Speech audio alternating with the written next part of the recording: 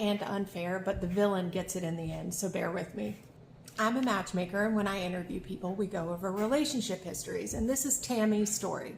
So Tammy was married for 17 years. She was a housewife at the time, didn't have to work, and both of her children were at school this day. One was in elementary, one was in high school. She gets a knock at the door, and when she answers it, there are two policemen standing there.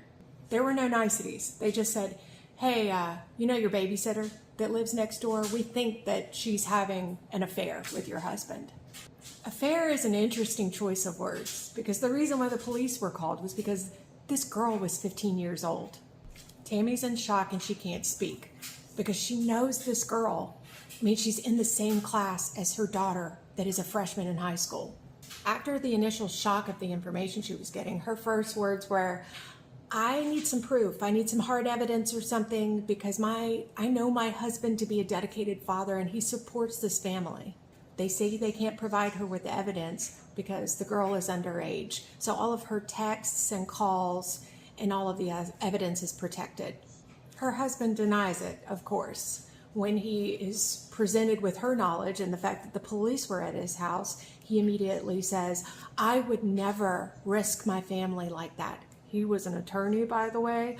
He's like, I know that it would be wrecking my life and our lives. Like, I would never do that. But something about the way he answered it really disturbed her. She's like, what about it being absolutely evil and desecrating a child? But because of his response, she hired a PI and got all of the evidence that she needed, and she decided to leave. She had to get an attorney and went into hiding for a week with her children while he was being served in case he lost his mind and became volatile. Turns out her ex never endured any consequences from the law, that the girl turned 16 while the investigation was still ongoing, so he never suffered any consequences in that way. Tammy's ex ended up manipulating that girl's parents, and they signed paperwork for them to get married. Meanwhile, Tammy had to put, the pieces of rubble together from her life and start supporting her kids. So she had to find a job, and her kids were also very traumatized. This was like a nuclear bomb that he set off in the middle of their family. They were getting bullied at school. It was embarrassing. They were forever changed. Meanwhile, Tammy's ex is just fine. He has a thriving business. He marries his child bride that he ends up having 2 kids with.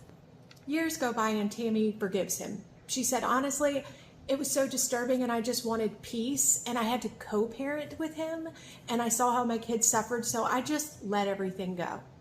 Then karma comes back with a vengeance. Tammy's ex's child bride ends up having an affair with a lady that she works with.